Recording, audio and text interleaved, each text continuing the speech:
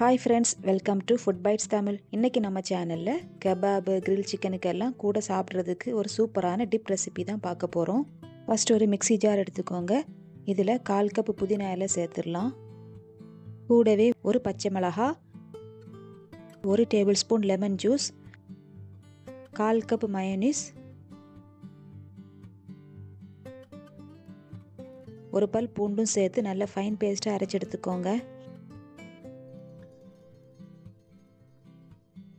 ஒரு பவுலில் 1/2 கப் தயிர் எடுத்து வச்சுருக்கேன். இது கூட நம்ம அரைச்ச பேஸ்ட்டை சேர்த்துடலாம்.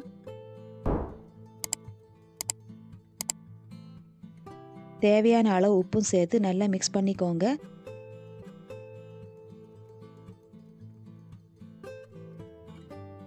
சூப்பரான டிப் ரெடி ஆயிடுச்சு.